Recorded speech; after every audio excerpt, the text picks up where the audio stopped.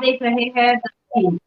जैसा कि राजनीति में एक बहुत बड़ा बदलाव देश के अंदर दिखाई दे रहा है, काफी निराशाजनक वातावरण देश के अंदर है। क्योंकि उत्तर प्रदेश के विधानसभा चुनाव के नतीजे आए हैं और उसमें बहुजन समाज पार्टी का जो प्रदर्शन है वो ठीक नहीं रहा। और इस बात को लेकर तमाम बहुजन चिंतक, बहुजन विचारक और बहुजन एक्टिविस्ट जो है वो अपनी अपनी तरफ से इस बारे में बात कर रहे हैं, इस बारे में समीक्षाएं कर रहे हैं, चर्चाएं कर रहे हैं। तो हम भी थिंग के माध्यम से आपके सामने इस निराशाजनक जो प्रदर्शन रहा बसपा का, तो इस राजनीतिक विषय को लेकर, इस राजनीतिक चिंता को लेकर हम आपके सामने आए हैं और हमारे साथ है बनारस हिंदू विश्वविद्यालय के एक रिसर्चर जिनका नाम है रविंद्र प्रकाश भारतीय। वो हमारे साथ है और आज वो हम उनके साथ चर्चा करेंगे बहुजन राजनीति के भविष्य को लेकर, बहुजन युवाओं की सोच को लेकर। तो बहुत बहुत स्वागत है रविंद्र प्रकाश भारती जी आपका हमारे चैनल पर। धन्यवाद जय भीम। द थिंक की पूरी टीम को बहुत बहुत मंगल कामनाएं। जय भीम। तो सर आज आप एक रिसर्चर है और बनारस हिंदू विश्वविद्यालय से आप अभी रिसर्च कर रहे हैं, तो किस विषय पर अभी आप रिसर्च कर रहे हैं? मेरा है एजुकेशन पर, और एजुकेशन में मेरा जो स्पेशलाइजेशन है वो एजुकेशन टेक्नोलॉजी पे है और सोशल मीडिया की यूज पे है, बेसिकली एजुकेशन के लिए।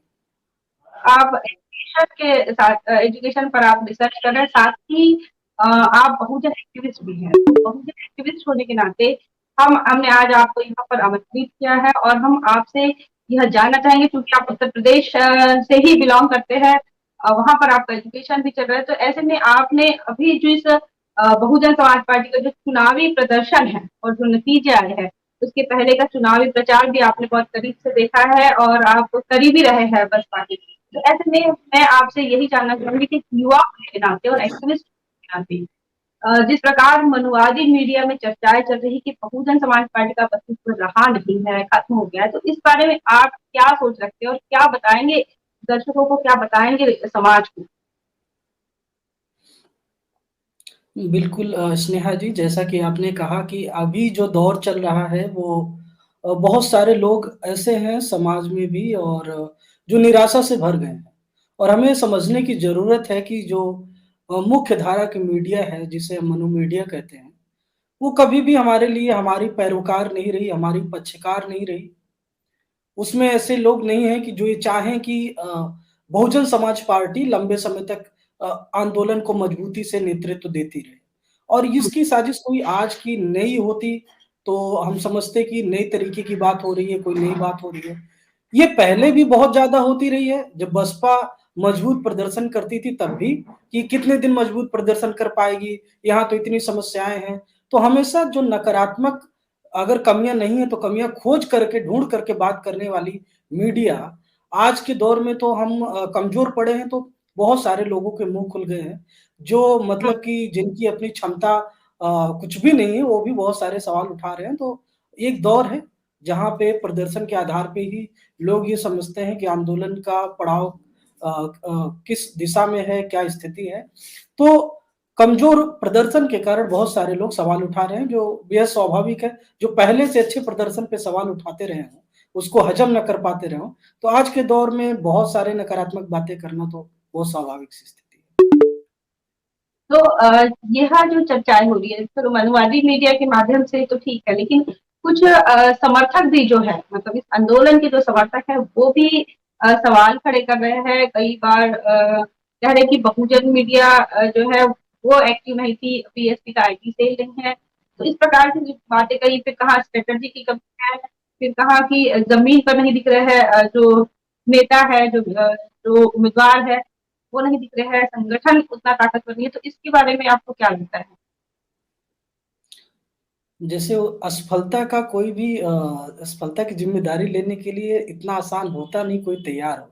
मैं तैयार समझता हूँ कि बहुजन आंदोलन अपने आप में एक समेकित आंदोलन है, जिसमें सांस्कृतिक आंदोलन है, धम्म का आंदोलन है, और उसके बाद में राजनैतिक आंदोलन भी है, सामाजिक और आर्थिक आंदोलन भी है।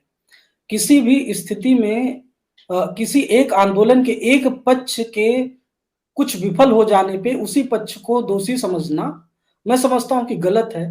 इसमें बहुजनों का जो सांस्कृतिक, आर्थिक और सामाजिक और धम्म का जो आंदोलन है, इसकी भी मैं समझता हूँ कि इसको भी अपनी ज़िम्मेदारी लेनी चाहिए। मानवर काशीराम साहब कहा करते थे कि हमारी राजनीतिक जड़ें उतनी मजबूत होंगी, जितनी हमारी सामाजिक, आर्थिक, सांस्कृतिक जड़ें मजबूत होंगी। तो हमको समझना होगा कि जो लोग केवल राजनीतिक प्रक्रिया पे, हमारे राजनीतिक मुहिम पे ही केवल सवाल उठाने में लगे हुए हैं और उसमें से ज़्यादा बड़ा तबका उनका है कि जो केवल सवाल ही उठाते रहें। जो जय भीम तो करते हैं, लेकिन वो कभी समाजवादी पार्टी में है, कभी कांग्रेस में है, कभी जो है दूसरे अन्य ऐसे संगठनों से जुड़े हुए हैं, जिसने कभी बहुजन समाज का हित चाहा ही नहीं, जिसने बहुजन समाज पार्टी को एज़ एक दुश्मन की तरीके देखा, एक दुश्मन के तरीके ट्रीट किया, हमेशा साजिशें की, तो बहुत सारा तबका, बड़ा तबका ऐसा है और समर्थकों में निराशा होना जो ऐसे समर्थक हैं जिनके पास जो पूरी दृष्टि से नहीं देख पा रहे हैं, जो तात्कालिक रूप से परिणामों को तात्कालिक रूप से ही केवल उसको समझ पा रहे हैं, केवल उसके परिणामों को देख पा रहे हैं, तो निसंदेह उनमें हो सकता है कि निराशा तात्कालिक रूप से आ गई हो, लेकिन वक़्त के साथ ये अ, थोड़ा-सा निराशा का समय है, कुहासे का समय है, ये छँट जाएगा। जैसे-जैसे हम बेहतर संगठनात्मक प्रक्रिया की तरफ आगे बढ़ेंगे, ये अभी बसपा का संक्रमण काल भी है। हम लगातार देखेंगे नेतृत्व के बदलाव और संगठन में युवाओं की लगातार बढ़ती हुई भूमिका, तो एक संक्रमण काल चल रहा है बसपा में और लगातार बहुजन समाज पार्टी बदल रही है, नए कलेवर में आ रही है, नए ढाँचे में आ रही है। तो जिस तरीके से युवाओं को ज़िम्मेदारी मिल रही है, नई-नई ज़िम्मेदारियाँ तय हो रही हैं, नए लोग संगठन में आ रहे हैं, तो संगठन का कलेवर भी बदल रहा है, संगठन की प्रक्रिया भी बदल रही है और संगठन में जो ट्रांसफ़र हो रहा है, जो फ़ेज़ है, संक्रमण काल जो बदलाव का जो चरण है, वो इतना आसान होता नहीं है। बदलाव इतनी आसान प्रक्रिया नहीं है। कई बार इसमें हम लोग को बदलाव की प्रक्रिया में बड़े झटके खाने होते हैं। मुझे लगता है कि राजनैतिक आंदोलन जो है, जिसको हम बहुजन समाज पार्टी को के रूप में जानते हैं, उसमें हम लोग बदलाव की प्रक्रिया में हमको ऐसे ही झटके लग रहे हैं। लेकिन ये निसंदेह बहुजन समाज पार्टी के लिए एक मजबूत आधारशिला का काम करेंगे।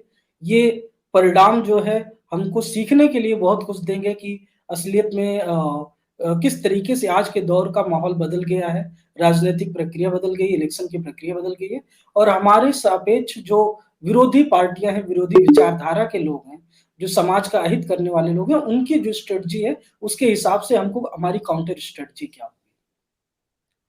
जैसे बहन जी का अभी 2 दिन पहले एक स्टेटमेंट आया और उनका कहना है कि मूवमेंट को कमज़ोर किया गया है।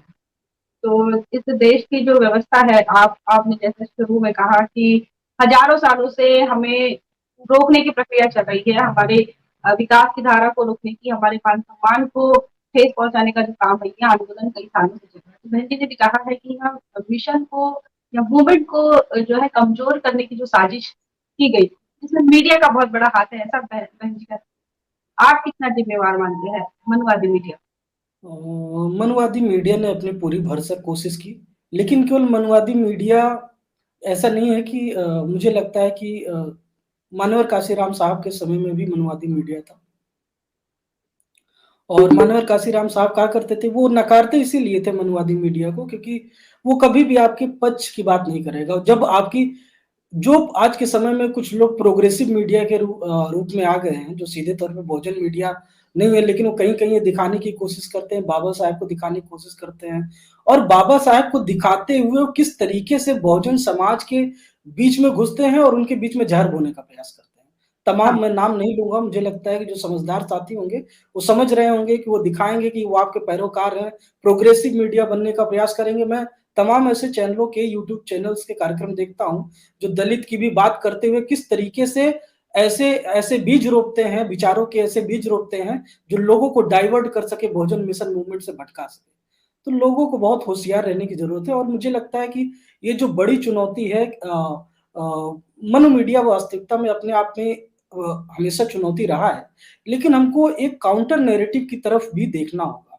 हमको देखना होगा कि हमारे बहुजन समाज से आने वाले बहुत सारे जो नवोन्मेषी मीडिया के साथी हैं, नए मीडिया के साथी हैं, जो लगातार सीख रहे हैं, लगातार बेहतर करने का प्रयास कर रहे हैं, हम उनके लिए बेहतर स्पेस कैसे क्रिएट कर सकते हैं? हम उनके लिए एक बेहतर प्लेटफ़ॉर्म बहुजन समाज उनको बेहतर प्लेटफ़ॉर्म कैसे दे सकता है? दूसरी चीज़ ये है कि मानवर काशीराम साहब ने एक मैं समझता हूँ कि मैं बार-बार कहता भी हूँ और मुझे लगता है कि जो बात मैं रिपीट कर रहा हूँ, बहुत सारे ज़िम्मेदार साथी, सजग साथी, वो हमारे सीनियर्स जो विभिन्न बड़े पदों पे हैं, सभी जानते होंगे कि कम्युनिकेशन जो मानवर काशीराम साहब के समय में था, वो मैन टू मैन मार्किंग का था। जो बात मानवर साहब या बहन जी कहा करती थी, वो बात ज़मीन तक पहुँचती थी, वो कम्युनिकेट होती थी, जो ग्राउंड लेवल का वर्कर है और ग्राउंड लेवल का वर्कर उसको लेके जाता था बहुजन समाज के आम जनमानस तक। और ये बीते समय में बहुत दुःख के साथ ये समझना पड़ेगा हमको कि ये प्रक्रिया हमारी कम्युनिकेशन की प्रक्रिया, हमारा संवाद कमज़ोर हुआ है।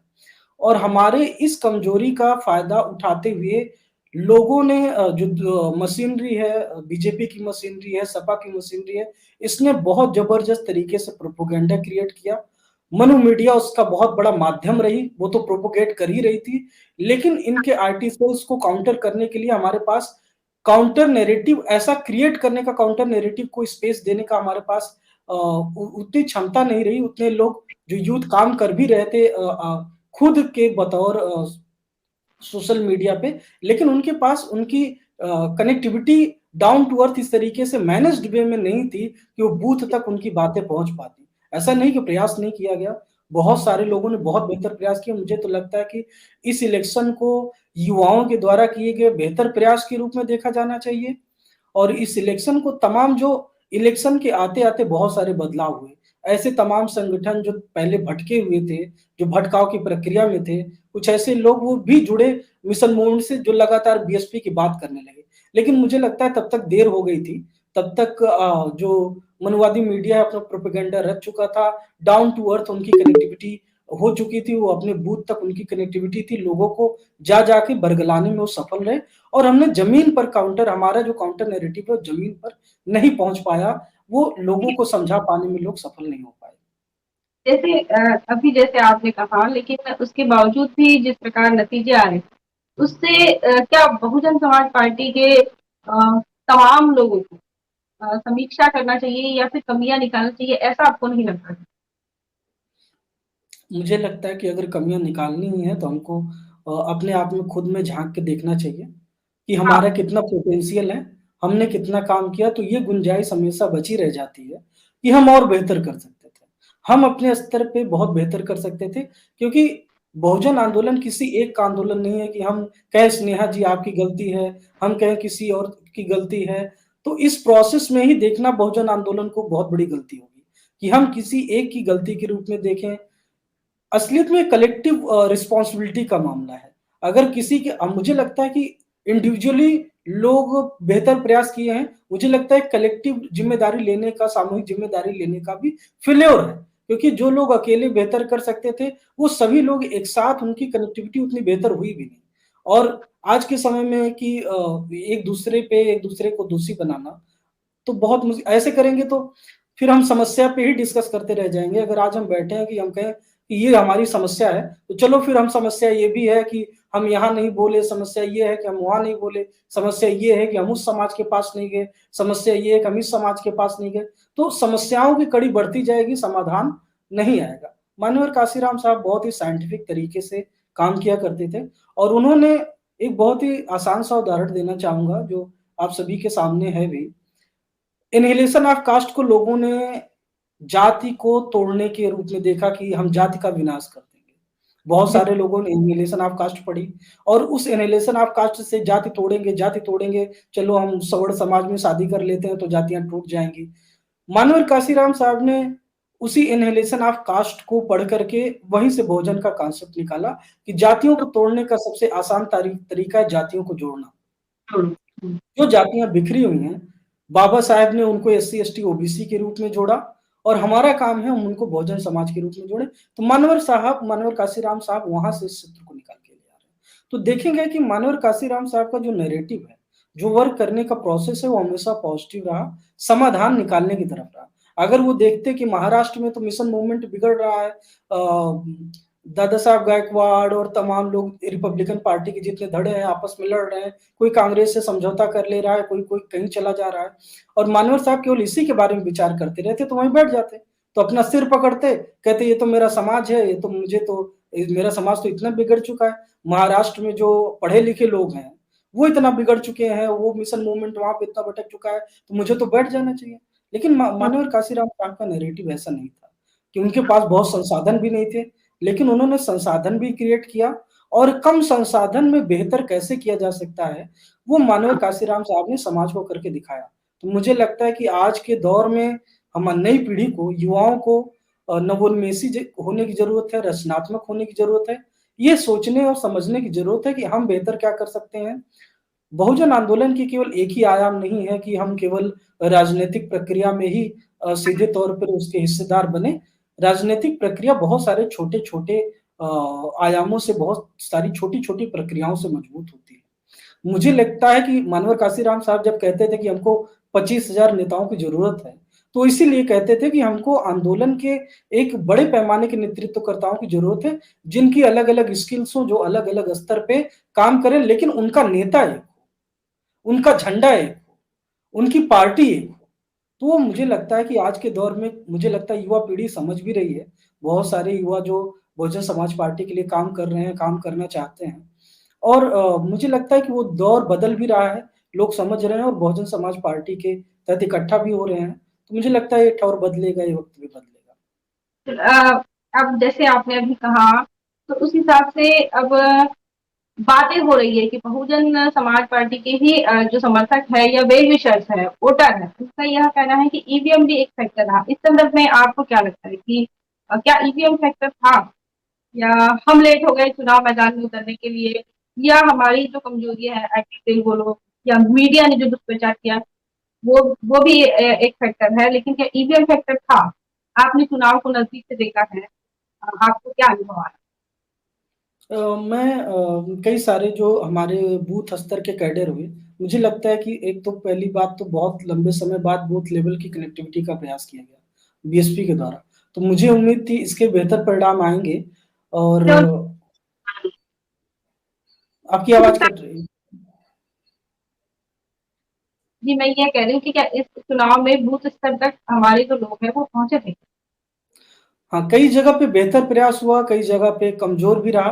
बहन जी की सीधी स्ट्रैटेजी थी, इस बार हमको बूथ तक पहुँचना है। लेकिन बूथ तक कई जगह पे पहुँचे थे सही से, मैसेज कई जगह कम्युनिकेट नहीं हो पाया। बूथ स्तर पे मुझे हम सभी को समझने की ज़रूरत है, अगर हम बूथ पे काम कर रहे हैं, जैसे मैं बूथ पे अगर काम कर रहा हूँ, तो बूथ स्तर पे या कोई भी साथी काम कर रहा है, तो मुझे लगता है कि आज के समय में बूथ पे काम करने का जो नज़रिया बहुत बदल गया है। इसलिए भी बदल गया है कि ईवीएम में धांधली से पहले आप देखिए कि जो बहुत सारे लोगों के नाम काट दिए जा रहे हैं मतदाता सूची से और वो उसमें खेल जो जो सत्ता होती है उसके पक्ष में खेल हो रहा है। तो पहली हाँ, चीज़ सबसे बड़ी चुनौती वहीं पे आ जाती है। और बूथ स्तर पे जो ट्रेनिंग होनी चाहिए मुझे लगता है कि उसको ट्रेनिंग कराए जाने की ज़रूरत है। युवाओं को इस बात के लिए किस तरीके से साजिशें हो रही हैं बूथ स्तर पे, बूथ पे कैसे खेल किया जा रहा है, बूथ पे कैसे जो है कुछ लोगों के मिली-जुली करके कैसे गलत वोटिंग भी कराई जा रही है। तो बूथ पे हमारा मजबूत होना बहुत ज़रूरी है, क्योंकि वोटिंग का जो मार्जिन है वो वहीं से तय होता है, बूथ से ही तय होता है। तो बूथ पे इस बार प्रयास किया गया लेकिन मुझे लगता है अभी भी बूथ पे और बेहतर करने की गुंजाइश है। अभी हम बूथ पे और बेहतर कर सकते हैं।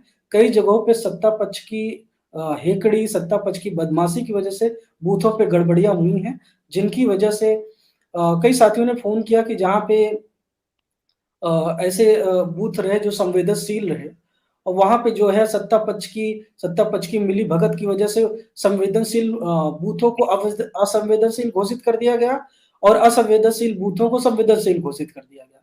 फिर जहाँ पे वेब कास्टिंग होनी थी, वहाँ पे वेब कास्टिंग आधी जगह कराई गई, आधी जगह नहीं कराई गई और वो भी बंद करा दिया हुँ। गया। कई जगह पे बीएसपी के जो कार्यकर्ता रहे, उन्होंने बूथ पर विरोध किया गड़बड़ियों का, तो उनको धमकी दी गई। तो हमको समझना होगा कि बूथ पर हम बहुत बड़ी चुनौती का सामना कर रहे हैं। जो बूथ का कार्यकर्ता है, उसको मजबूत बनाने की प्रक्रिया की दिशा में हम बेहतर प्रयास कर सकते हैं अभी। अभी मीडिया का एक हाल ही में नया प्रचार वो कर रहे हैं बहुजन समाज पार्टी। तो ऐसे तो मनवादी मीडिया नहीं दिखाती, लेकिन अभी जो कर्नाटक हाईकोर्ट ने बहन जी को लेकर जो क्लीन चिट दी है 2013 के मामले को लेकर, उसके बाद मीडिया ने ही बहुजन समाज पार्टी बीजेपी की बी टीम है यह भी प्रचार किया। बहन जी को अभी कहा कि यह रिटर्न गिफ्ट मिला है, मतलब 50,000 रुपए का मामला था कि नोट गिरने नहीं दिए बहन जी ने और पर्स छीन लिया। ये मामूली मामला था, लेकिन इसको अब रिटर्न गिफ्ट करके मीडिया प्रचार कर रही है। मीडिया ने बीजेपी को की बी टीम करके भी प्रचार किया। तो क्या इस बात को बहुजन समाज पार्टी के जो लोग हैं, उन्होंने इसे डिफेंड नहीं किया क्या? या फिर कितना प्रयास किया बीजेपी की बी टीम कहने के बाद समाज में जाने के लिए बहुजन समाज पार्टी के लोगों ने कितना प्रयास किया? क्या प्रयास किया? मुझे लगता है कि अगर सबसे बेहतर प्रयास किया गया तो बहुजन समाज पार्टी के द्वारा किया गया। बहन जी ने लगातार प्रेस कॉन्फ्रेंस करके, कई बार प्रेस कॉन्फ्रेंस करके, ट्वीट करके इस बताने की कोशिश की कि बीएसपी स्वतः ही लड़ रही है और बीएसपी ही इकलौती पार्टी है जो बीजेपी को चुनौती दे सकती है। इसलिए किसी के बहकावे में आने की जरूरत नहीं है। हम बीएसपी ही इकलौती पार्टी रही जिसने मात्र एक वोट से अटल बिहारी जी की सरकार गिरा दी। लेकिन मुझे लगता है कि आज के समय किसके पास प्रोपेगेंडा मशीन है, किसके पास वो मशीन है जो ग्राउंड लेवल तक अपना प्रोपेगेंडा लेके चला जाएगा। बीजेपी के लोग, क्योंकि बीजेपी की बात सीधे तौर पर नहीं मानी अपना कार्यकर्ता जो मिशन मूवमेंट के लोग हैं वो सीधे नकार देते थे। लेकिन इस बार बीजेपी समाजवादी पार्टी का जो गठजोड़ रहा, अंदरूनी गठजोड़ रहा, ये समझाने का कि सपा भी कहे बीजेपी की बी टीम है, फिर उसमें बीजेपी अपने तरीके से खेल खेलती रही क्योंकि उसके लाभ का मामला था। तो सभी दोनों ने मिल करके इस पूरे इलेक्शन को हिंदू मुस्लिम बनाया, बाइपोलर बनाया और ये क्रिएट करने की कोशिश की कि किस तरीके से हम बीएसपी जैसी बड़ी ताकत को किनारे कर दें, जिससे बीजेपी के लिए बार-बार ये समझने की जरूरत है, समाजवादी पार्टी के लोग इस खेल को समझ नहीं पाते हैं या जानबूझ के इस खेल का हिस्सा बन जाते हैं हर बार। आप देखिए कि जब समाजवादी पार्टी की सरकार थी और उसके बाद में कुछ जो आरएसएस के लोग हैं, उनका मुलायम सिंह जी से और अखिलेश यादव जी की सरकार के साथ मीटिंग होती है कि पंचकोसी परिक्रमा, मैं 2012 की बात कर रहा हूँ, 2013-14 की, कि पंचकोसी परिक्रमा करेंगे हम, अयोध्या जाएँगे, हमको परमिशन दीजिए। तो इन्होंने क्या किया कि सीधे परमिशन नहीं दी, आधी-अधूरी परमिशन दी। ठीक है, हम आपको पंचकोसी परिक्रमा के करने देंगे, आधी-अधूरी करने देंगे, ऐसा करने देंगे। तो उनका उद्देश्य ये था कि इस तरीके से हम हिंदुओं की भावनाओं को भड़काएँगे, फिर इससे मुस्लिमों की भावनाएँ आहत होंगी और इससे जो होगा मुस्लिम वोट जो है वो एक पक्षी होकर के वो सपा को चला जाएगा। दूसरा, इन लोगों ने पश्चिम में, उत्तर प्रदेश में तो कराए सबसे ज़्यादा दंगे पूरे उत्तर प्रदेश में कराए और साजिश के तहत कराए, सपा और भाजपा ने मिल के कराए। लगभग 400 के आस-पास दंगे कराए, छोटे-बड़े मिला करके और पश्चिम उत्तर प्रदेश को तो इन्होंने एकदम बर्बादी कर दिया। दंगा करा के मुज़फ्फरनगर आज़ादी के बाद का सबसे बड़ा विस्थापन रहा, उतनी बड़ी आबादी का पूरा उसको जो है सांप्रदायिक माहौल में डाल दिया और उनका उद्देश्य ये था कि ऐसा करके हम हिंदू-मुस्लिम जो है वोटरों को बाँट लेंगे और देखिए जब ये इलेक्शन शुरू होता है 2022 का तो अखिलेश यादव जी जिन्ना का नाम लेते हैं, उसके बाद में कभी 80 की बात होती है, कभी 20 की बात होती है, तो दोनों पार्टियों की अपनी स्ट्रेटजी तय थी। लेकिन हमेशा ये भूल जाते हैं कि वो बीजेपी है, बीजेपी हमेशा मार्जिन में इनको डाउन करते हुए ले जाती है, लेकिन सपा केवल इस बात में खुश रह लेना चाहती है, ठीक है कि हमने बीएसपी को नुकसान पहुँचा लिया। हाँ। क्योंकि वो हमेशा बीएसपी को और बहुजन मिशन मूवमेंट को नुकसान पहुँचाती आई है। पहले उसने प्रमोशन में आरक्षण का बिल फाड़ दिया, उसको लागू नहीं होने दिया। हमारे महापुरुषों के जितने जिलों के नाम थे उसको बदल दिए। एससी-एसटी को जो पट्टे मिलते थे उनको उनको जो है जो बेचने की रोक थी उसको हटा दिया। तमाम इंस्टीट्यूशन ऐसे थे जो महापुरुषों के नाम पे थे उनको बदल दिया। तमाम योजनाएँ बदल दी उन्होंने, बंद कर दी।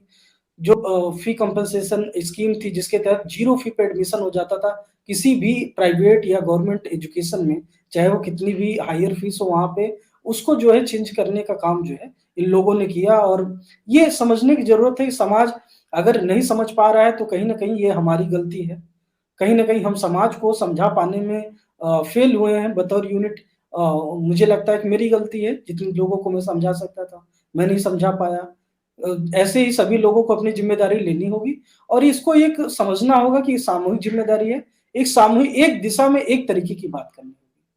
हमको आपकी समझना होगा कि अगर हमको बात करनी है तो एक ही दिशा में एक तरीके की बात करनी होगी। बदलाव आने वाले समय में इस प्रकार होने चाहिए और ज़िम्मेदारी जिस प्रकार जीत की हमारी होती है, तो हार की भी हमारी हो है। ऐसी सोच जितना स्टेप्स है बहुजन समाज पार्टी के राष्ट्रीय से लेकर बूथ स्तर तक, तमाम लोगों ने अगर अपनी ज़िम्मेदारी लेते हैं तो कुछ हो सकता है। मैं आपको ये पूछना चाहूँगी कि जैसे समाजवादी पार्टी और भारतीय जनता पार्टी जैसे मैदान में उतरी, या फिर सोशल मीडिया पर जैसे उन्होंने अपना काम शुरू किया, तो क्या बहुजन समाज पार्टी को ने इस प्रकार से काम नहीं शुरू किया? कहाँ बहन जी नज़र नहीं आ रही है, सोशल मीडिया पर नहीं दिख रहे हैं, बूथ स्तर पर नहीं दिख रहे हैं। तो इस बारे में जो लोगों के मन में भ्रम पैदा किया गया कि बीएसपी दिख ही नहीं रही है, तो इस बारे में क्या हमारे लोग जो है बहुजन समाज पार्टी के, क्या वो समाज तक पहुँचे नहीं, या लगातार दुष्प्रचार होता रहा? क्या कारण है? नहीं, कोई एक कारण नहीं होता स्नेहा जी। किसी भी चीज़ को एकांगी रूप में देखना गलत होगा, कि हाँ, केवल ये कारण रहा, दुष्प्रचार रहा तो हो गया, हमारे लोग नहीं पहुँचे केवल इसीलिए हो गया। हर चीज़ की हाँ, अपनी भूमिका होती है। होता है ना कि जब आप कमज़ोर होते हैं तो बहुत सारे लोग भुड़की देते हैं। जब आपके अंदर कमियाँ होती हैं तो बहुत सारे लोग आपके ऊपर ढेर सारे आरोप लगाने लगते हैं। तो बहुजन समाज तो ऐसा रहा, मैं तो देखता हूँ जैसे कि समाज में दलितों की भूमिका है और दलितों को समाज में जो है हीन भावना से देखा जाता है, अपराधी की रूप में कभी देखा जाता है। जैसे कभी भी कहीं कोई घटना हो तो दोषी जो है हमारे समाज का जो दलित वर्ग का आने वाला आदमी लोग समझ लेगा कि यही गलती किया है। वही प्रक्रिया मुझे राजनीति में भी नज़र आती है कि कहीं कोई गलती हो तो सबसे पहले उसका आरोपी कौन होगा? वो बहुजन समाज पार्टी उसका आरोपी होगी। कहीं कुछ गलत हो गया, कोई कभी ये नहीं कहता। और सबसे कम्युनिटी भी देखिए ना, दलितों पे आरोप लग रहे हैं डाइवर्ट होने के। जाटों पे नहीं लग रहे हैं, यादवों पे डाइवर्ट होने के आरोप नहीं लग रहे हैं, अपना वोट बेस मुस्लिमों पे लगाए जा रहे हैं, दलितों पे लगाए जा रहे हैं। तो क्या हाँ। दल वो बिल्कुल वो प्रोसेस है। जो प्रोसेस समाज में है वही प्रोसेस जो है क्या वास्तव में राजनीतिक रूप से। नहीं मिला, ऐसा कुछ है?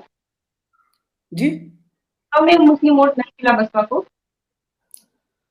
अ, हमें हर स्तर पे निसंदेह कि कम वोट मिला हर जगह से। मुस्लिम वोटों से भी बहन जी का जो संदेश था कि मुस्लिम समाज को भी अभी मुझे लगता है कि बहुत सजग होने की ज़रूरत है। साक्षरता की स्थिति जो उनके यहाँ पे है, एजुकेशन की स्थिति जो वहाँ पे मिशन मूवमेंट को उनके लोगों तक पहुँचाना भी ज़रूरी है, बाकी भी है। क्योंकि जब तक सजगता नहीं आएगी, जब तक एक नैरेटिव खाली मुस्लिम समाज को दुश्मन दिखा करके जब तक बीजेपी जो है सफल होती रहेगी, तो ये विचार करने की ज़रूरत है, पूरे मुस्लिम समाज को विचार करने की ज़रूरत है कि आखिर वो एज़ अ सोसाइटी इसका कैसे काउंटर कर सकते हैं? वो आह्वान कब तक सम्मेलन, उसका कितना फायदा हुआ?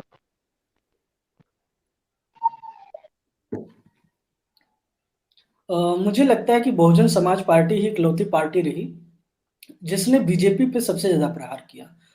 बीजेपी का अपना जो काडर वोटर है वो उनका सवर्ण है, वोटर है जिसमें ठाकुर, ब्राह्मण, वैश्य हैं, मैक्सिमम आते हैं। उनके ऊपर अगर किसी ने हमला किया, उनके काडर वोटर पर, तो बीएसपी ने किया। बीएसपी ने लगातार ब्राह्मण समाज की भाईचारा कमेटियों के साथ मिलते हुए उनको साथ लेकर के प्रबुद्ध सम्मेलन किए, जिसमें ब्राह्मण समाज के साथ अन्य सभी समाज और जाति धर्म वर्ग के लोगों को जोड़ने का प्रयास किया गया। लेकिन मुझे लगता है कि जो कम्युनिकेशन, जो बात जो है उसके ज़रिए कही जा रही थी, जो बात उसके ज़रिए समझाई जा रही थी, वो जो नैरेटिव क्रिएट किया गया हिंदू बनाम मुस्लिम का, जो सांप्रदायिक नैरेटिव क्रिएट किया गया, उसमें कहीं न कहीं लोगों ने जो सवर्ण समाज के लोग रहे वो उसमें बहक गए। वो जो है लगातार उस नैरेटिव का हिस्सा हो गए, हिंदू बनाम मुस्लिम के नैरेटिव का हिस्सा हो गए। और यही वजह रही कि जो बसपा का नैरेटिव रहा सबसे ज़्यादा उनको हिस्सेदारी देने का, सुरक्षा देने का, नौकरियाँ देने का सवर्ण समाज को, कहीं न कहीं वो उस तरीके से वो संदेश जो है उन लोगों तक भी नहीं पहुँचा। अब जैसे सभी पार्टी अपना घोषणा पत्र निकालती है। बहुजन समाज पार्टी जब से बनी है तब से उनका अपना कोई घोषणा पत्र नहीं रहा। लेकिन अब समय के साथ क्या ऐसा नहीं लगता आपको कि बसपा ने घोषणा पत्र निकालना चाहिए, या क्या और नहीं निकालते तो फिर इसका क्या, इसका जो इम्पैक्ट है वो वोट परसेंट पर पड़ता है, ऐसा कुछ है?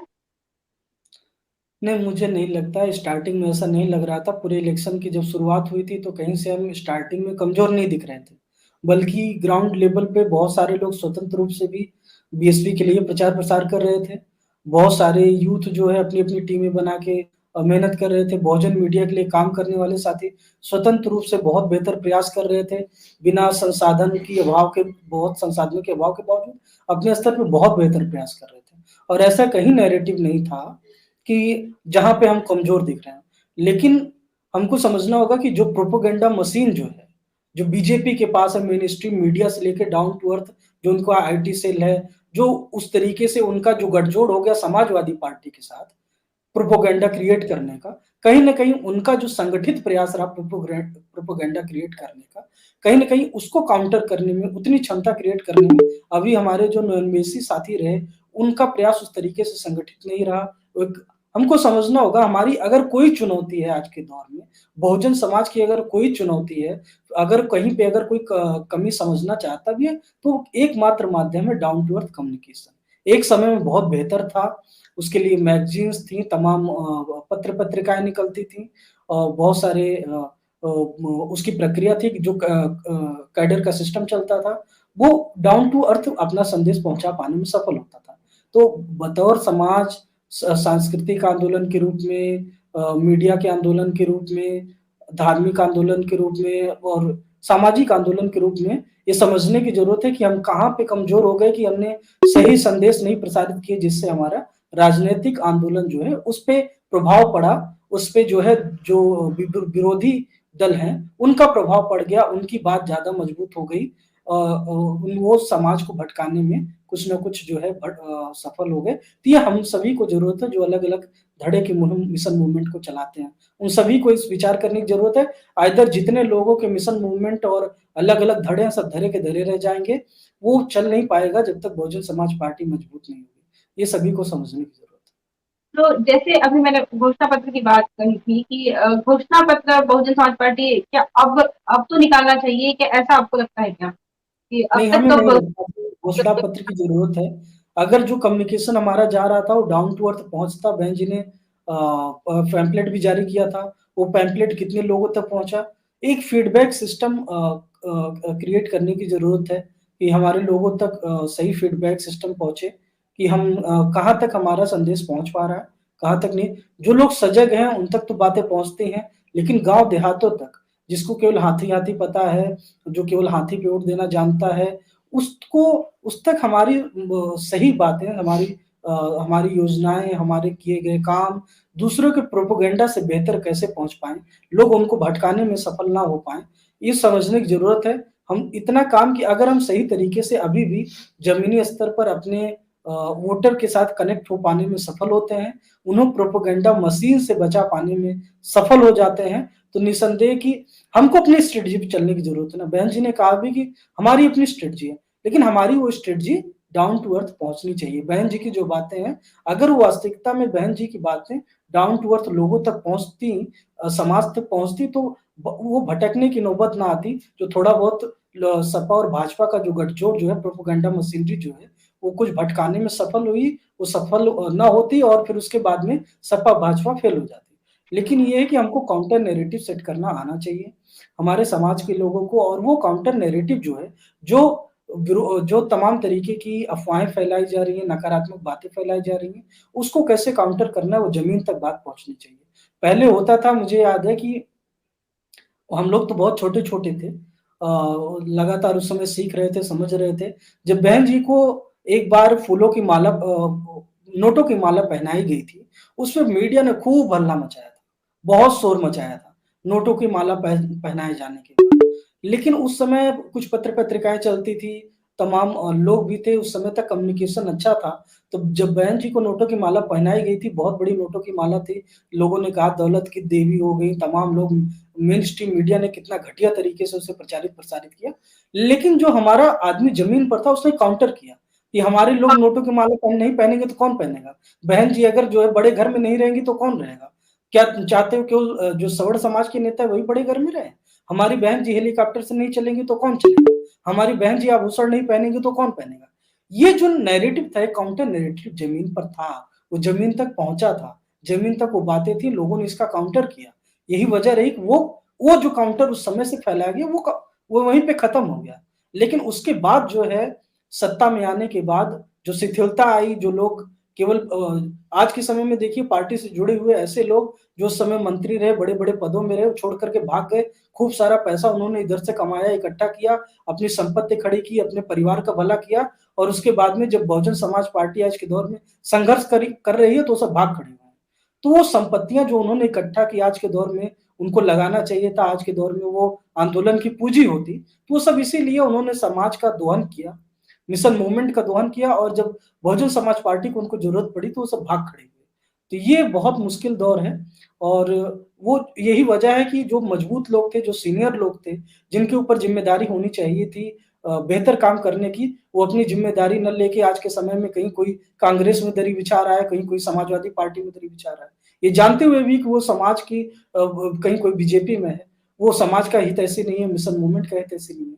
लेकिन समाज को भी उनसे होशियार होने की ज़रूरत है और मिशन मूवमेंट के लोगों को भी। जैसे बहुजन समाज पार्टी शुरू से ही जैसे कैडर बेस्ड है, देश के अंदर 2 ही पार्टियाँ कैडर बेस्ड है, एक भारतीय जनता पार्टी और एक बहुजन समाज पार्टी।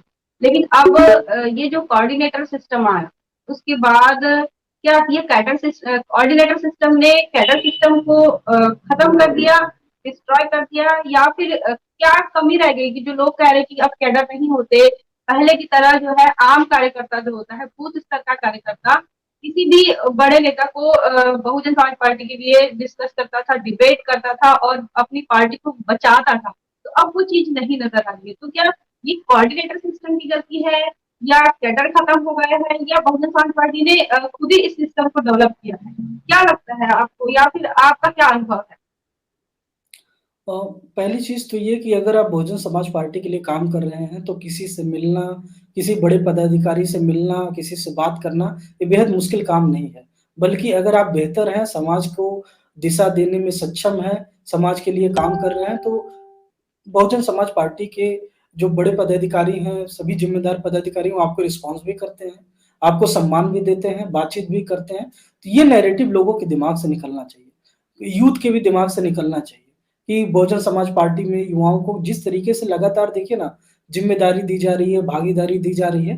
हो सकता है कि कुछ समस्याएँ हों, समस्याओं से इनकार नहीं किया जा सकता, लेकिन इसके लिए लगातार प्रयास किया जा रहा है और लगातार जो है युवाओं को और खासकर जो मेरी अपनी समझ तो यही है कि जितने भी बड़े पदाधिकारी हैं, वो लगातार कम्युनिकेट करते हैं, लोगों से बातचीत करने का प्रयास करते हैं। लेकिन इन समस्याओं पर विचार करने की ज़रूरत है हमको सामूहिक रूप से कि हम कैसे डाउन टू अर्थ जो है अपनी कनेक्टिविटी फिर से विकसित कर सकें, हमारे संदेश जो है वो आम जनमानस तक कैसे पहुँचे, वो हमारा कैडर किस प्रकार का हो कि जो है हमारा संदेश आम जनता तक पहुँच पाए और काउंटर नैरेटिव डेवलप हो पाए। ये हम सभी को विचार करने की ज़रूरत है। ये मैंने कहा कि ये केवल राजनैतिक मुहिम को जो चलाने वाले लोग हैं, केवल उनके बस की बात नहीं है, केवल उनकी ज़िम्मेदारी की बात नहीं है। ये सभी तरीके की जो मुहिम चलाने वाले लोग हैं, सांस्कृतिक, आर्थिक, जो दोहन कर रहे हैं समाज के संपदा का, उन सभी के लिए उन सभी की ज़िम्मेदारी है और गंभीरता से उनकी ज़िम्मेदारी है। आइदर वो समझें किधर जाना है या कि किसी के टुकड़ों पे ही पलना है, दूसरी पार्टियों द्वारा फेंके गए टुकड़ों पे ही पलना है, उनकी गुलामी ही करनी है तो वो अपना देखें, क्योंकि ये केवल राजनीतिक मुहिम की बात नहीं है ना, ये हमारे सामाजिक, सांस्कृतिक, आर्थिक सभी मुहिम की बात है। देखिए जैसे फुले शाहू बाबा साहब का ये जो मूवमेंट है, उसके साथ-साथ माननीय कांचीराम साहब ने भी कई महापुरुषों को गढ़ से बाहर निकाला और समाज को जोड़ा। और अब पूरे देश के अंदर यह जो आंदोलन है, उस पूरे आंदोलन को सिर्फ उत्तर प्रदेश से ही ऊर्जा मिलती थी। लेकिन अब उत्तर प्रदेश में जिस प्रकार का वातावरण है, इस उत्तर प्रदेश के नतीजों से पूरे देश के अंदर जो आंदोलन चल रहा है, जो बहुजन आंदोलन की ऊर्जा जो वहां से मिल रही थी, अब वो नहीं मिल रही और वो निराशा जो है पूरे देश के अंदर है।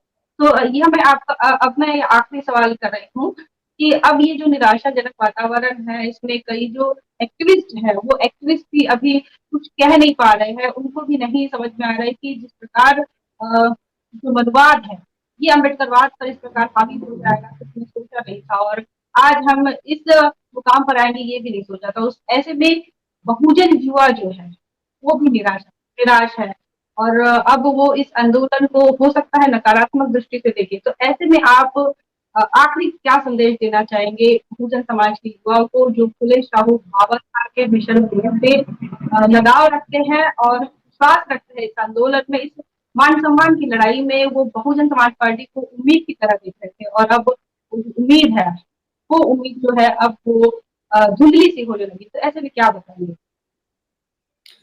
पहली चीज़ तो ये समझने की ज़रूरत है हम सभी साथियों को कि बीएसपी अगर यूपी में सबसे मजबूत है, तो ये समझने की ज़रूरत है कि यूपी में बीएसपी पे या बहुजन आंदोलन पे सबसे ज़्यादा हमला, सबसे ज़्यादा साजिशें अगर कहीं हो रही तो यूपी में ही हो रही है। हर तरीके की साजिशें की जा रही हैं लगातार विरोधी पार्टियों द्वारा, विपक्षी पार्टियों द्वारा। सपा भाजपा के गठजोड़ का मैंने ज़िक्र किया, राज्यसभा में गठजोड़ करके उन्होंने रामजी गौतम साहब को सांसद बनने से रोकने का प्रयास किया। एमएलसी भीमराव अम्बेडकर साहब को बनने से रोकने का प्रयास किया गया। किस तरीके से सपा भाजपा गठजोड़ साजिश करता है, अगर ये संदेश हम आम जनता तक नहीं पहुँचा पा रहे हैं, तो मैं अपनी व्यक्तिगत कमी मानता हूँ। बतौर कार्यकर्ता हमारे कार्यकर्ताओं को ये कमी महसूस करनी चाहिए कि हम आम जनमानस तक अपनी बातों को, जो बात हम समझ पा रहे हैं, हम नहीं पहुँचा पा रहे हैं। और हमारे मिशन मूवमेंट को समझना चाहिए कि इतनी साजिशों के दौर में सर्वाइव कर पाना, इतनी साजिशों के दौर में, इस संक्रमण काल में जब हम बदलाव की प्रक्रिया से गुजर रहे हैं, चला पाना एक बेहद ही चुनौतीपूर्ण काम है। जो संगठन का हिस्सा होता है, वो संगठन की चुनौतियों को समझता है, नेतृत्व करने की समस्याओं को समझता है। नेतृत्व करना पहले तो जब तक हम लोग नहीं समझते थे, तब तक हम लोग को भी लगता था ये ऐसे हो जाता है, वैसे हो जाता है।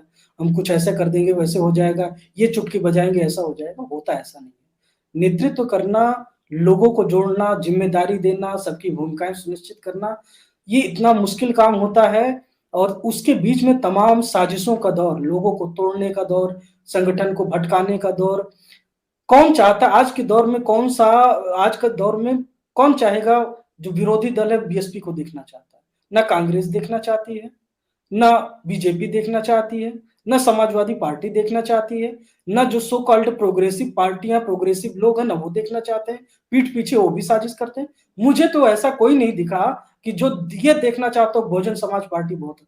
मैंने बहुत पढ़े लिखे लोगों को, सो कॉल्ड प्रोग्रेसिव बने लोगों को बहुजन समाज पार्टी के बहुजन आंदोलन के खिलाफ साजिश करते हुए देखा है। वो किस तरीके से जहर बोने का प्रयास करते हैं, बरगलाने का प्रयास करते हैं पढ़ी लिखी आवाम को, पढ़ी लिखी पीढ़ी को, हमारी पढ़ी लिखी पीढ़ी को। जिसने मिशन मूवमेंट को सही से नहीं पढ़ा, नहीं समझा, वो उसको बरगलाने का, कभी वो जय भीम बोल के आपके पास आते हैं, कभी वो जो है आपके मिशन मूवमेंट का हिस्सा होकर के आपके पास आते हैं और जब उनको लगता है कि अच्छा बहका ले जा सकते हैं तो आपको मतलब एक-एक तरीके से ऐसा काउंटर वो करने का प्रयास करते हैं, बहकाने का प्रयास करते हैं और दूसरे संगठनों में पद दे करके बहकाने का प्रयास करते हैं, कभी पैसे दे करके बहकाने का प्रयास करते हैं। साजिशों का अनंत दौर, कोई साजिशों की वो आज का युवा समझता होगा जो बहुजन समाज पार्टी के लिए प्रतिबद्ध है, वो इस बात को बहुत बेहतर समझता होगा कि किस तरीके की साजिशें की जा रही हैं, किस तरीके के प्रलोभन दिए जा रहे हैं। कुछ लोग बहक भी जा रहे हैं, कुछ लोग बहक के जो है कि फलाना पद मिल गया, चलो उस पार्टी में पद मिल जाता है, फिर समाज को बरगलाने का भी प्रयास करते हैं। तो आज के दौर में तो साजिशों का दौर अपने सबसे ज़्यादा है और उसका प्रभाव बीएसपी पे भी पड़ रहा है और इसको इस तरीके की देखने की ज़रूरत है। बहुजन समाज पार्टी राष्ट्रीय पार्टी के रूप में लगातार मध्य प्रदेश में, राजस्थान में, उत्तराखंड में, पंजाब में, तेलंगाना में, दक्षिण के और सारे प्रदेशों में लगातार बेहतर करने का प्रयास कर रही है। लगातार देखिए कि बदलाव की मुहिम जो है तेलंगाना में जिस तरीके से आईपीएस आरएस प्रवीण जी ने जॉइन किया और जिस तरीके से वो 300 दिन के लिए अपना घर परिवार छोड़ करके बहुजन राज्यम की स्थापना के लिए निकल पड़े हैं, जनता से संवाद कर रहे हैं, वहां से हमको प्रेरणा लेने की जरूरत है। बहन जी के संघर्षों से हमको प्रेरणा लेने की जरूरत है। तमाम ऐसे पदाधिकारी बहुजन समाज पार्टी के जो लंबे समय तक अपना घर परिवार छोड़ करके बहुजन समाज पार्टी की मिशन मूवमेंट के लिए काम करते हैं, हमको उनसे सीखने की जरूरत है। तमाम जो ग्राउंड पे काम करने वाला जो बीएसपी का वर्कर है, जो जिसका कुछ नहीं मिलना जाना, वो खाली बहुजन समाज के दिशा को सोचते हुए, उसके भविष्य को सोचते हुए जिसने अपना जीवन न्यौछावर कर दिया है, हमको वहां से प्रेरणा लेने की जरूरत है। उनके संघर्षों से प्रेरणा लेने की जरूरत है। बहन जी को एज ए यूथ आइकॉन, महिलाओं के सबसे बड़े आइकॉन के रूप में देश में देखने की जरूरत है और बतौर युवा उन्होंने जो संघर्ष किया है, जब आप उसकी प्रोस्पेक्टस में जाएँगे, उसकी प्रक्रिया को समझने का प्रयास करेंगे, तो बतौर युवा के रूप में युवाओं की सबसे बड़ी प्रेरणा स्रोत अगर कोई हो सकता है तो बहन कुमारी मायावती जी हो सकती है। आप देखिए कि उन्होंने कैसे सीखा है, मिशन मूवमेंट को कैसे सीखा है, उनके उनके उनके खिलाफ कितनी साजिशें हुई हैं और मुझे लगता है कि आज भी बहन जी के खिलाफ साजिशें होनी बंद नहीं हुई हैं। वो अनवरत अगर किसी नेतृत्वकर्ता ने सबसे ज़्यादा अगर साजिशों को झेला है, तो वो बहन जी ने झेला है। तो वो अगर किसी से प्रेरणा लेने की ज़रूरत है कि कितना हौसला है, कितनी प्रतिबद्धता है, कितनी ताकत है, कितना कितनी कि इतने सारे अपमान, इतने सारी साजिशें, इतने सारे घृणात्मक कार्यों के बावजूद भी बहन कुमारी मायावती जी पूरी मजबूती के साथ बहुजन समाज पार्टी का नेतृत्व कर रही है। वहाँ से प्रेरणा लेने की ज़रूरत है हमारे युवाओं को और बहुजन समाज पार्टी लगातार युवाओं को स्पेस देने के लिए प्रयास कर रही है, कोशिश कर रही है। युवाओं को चाहिए कि वो लगातार कम्युनिकेट करें, पदाधिकारियों के साथ जुड़ें, बहुजन समाज पार्टी का हिस्सा बने और लगातार युवा कर भी रहे हैं। ये निराश होने का वक़्त नहीं है, ये अपनी ज़िम्मेदारी चुनने का वक़्त है। अपनी ज़िम्मेदारी जान कर के उस दिशा में ज़मीनी तौर पर काम करने की ज़रूरत है और ये सबसे बेहतर विकल्प है, सबसे बेहतर समय है अपनी ज़िम्मेदारी चुनने का, अपनी हिस्सेदारी चुनने का और काम करने का। सबसे मुश्किल वक़्त जो होता है, वो आपका सबसे ज़्यादा इम्तिहान लेता है। तो इम्तिहान का वक़्त है, अगर आपने बतौर युवा मिशन मूवमेंट बेहतर तरीके से सीखा है, अगर आपको सिखाने वाले लोग बेहतर रहे हैं, तो निसंदेह आप भटकेंगे नहीं, आप किसी के बहकावे में नहीं आएँगे, आप ये समझेंगे कि ये कितना महत्वपूर्ण समय है बहुजन समाज पार्टी के साथ ही पूरे बहुजन आंदोलन के लिए, सामाजिक, सांस्कृतिक, आर्थिक आंदोलन के लिए आप किस दिशा में बेहतर करने का प्रयास कर सकते हैं, आप कहाँ पर हैं और कहाँ पर रहते हुए आपकी भूमिका क्या हो सकती है, बहुजन आंदोलन को बेहतर बनाने के लिए आप उसकी भूमिका का चुनाव कीजिए, अपने हिस्सेदारी का चुनाव कीजिए। बहुत आप छोटे-छोटे काम करते हुए, छोटी-छोटी अपनी भूमिकाएँ चुनते हुए एक बड़ा बदलाव ला सकते हैं। ये हम सभी को सीखने की ज़रूरत है और जैसे बहुत सारे साथी कर रहे हैं, मुझे लगता है कि युवाओं में भी बहुत सारे साथी बहुत बेहतर कर रहे हैं। कोई मीडिया में, कोई सांस्कृतिक आंदोलन में कोई आर्थिक आंदोलन में हमको उनसे सीखते हुए और सभी समाज के लोगों को साथ में लेते हुए एक कलेक्टिव विज़डम, एक कलेक्टिव एक जो प्रयास है उसको करने की ज़रूरत है, तभी हम बेहतर एक दिशा में बढ़ पाएँगे और सकारात्मक माहौल का भी निर्माण कर पाएँगे। एक कुहासा है, समय के साथ छँट जाएगा, ये भरोसा हमको बनाए रखने की ज़रूरत है। आने वाले समय में निस्संदेह बहुजन समाज पार्टी एक दौर से जो गुज़र रही, उससे गुज़रते हुए राष्ट्र की सबसे बड़ी पार्टी बनेगी, भारत की सबसे बड़ी पार्टी बनेगी और भारत में सबसे बड़े राजनीतिक दल के रूप में स्थापित होगी। सबसे बेहतर कैडर अगर किसी के पास होगा, तो बहुजन समाज पार्टी के पास होगा। अगर सबसे बेहतर अगर किसी के पास विज़न होगा, तो बहुजन समाज पार्टी के पास होगा। वो आने वाला दौर आने वाला है। ये मुश्किल समय है, लेकिन हम इससे निकल कर वहाँ तक ज़रूर पहुँचेंगे। आपका यह कहना है कि युवाओं ने धैर्य बनाकर रखना चाहिए और अपनी ज़िम्मेदारी समझते हुए इस आंदोलन में हिस्सा लेना चाहिए। आंदोलन की ज़िम्मेदारी को अपनी ज़िम्मेदारी बनानी चाहिए। यहाँ पर मैं यहीं पर हम आप आज की इस वार्ता को हम खत्म करेंगे। आप साथ ही मैं आपको यह बता दूँ कि जिस आंदोलन की हम इनके साथ चर्चा कर रहे थे, जिस बहुजन आंदोलन की चर्चा कर रहे थे, वो आंदोलन 2500 साल से भी पुराना है। 5000 सालों की यह लड़ाई है।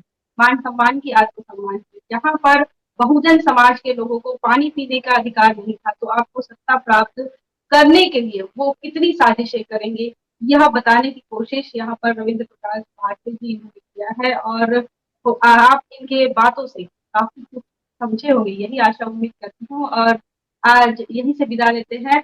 बहुत-बहुत धन्यवाद रविंद्र प्रकाश भारती जी, आपका धन्यवाद स्नेहा जी, आपकी पूरी टीम को बहुत-बहुत मंगल कामनाएँ। ही धन्यवाद और मिलते हैं अगले वीडियो में। तब तक के लिए जय भीम।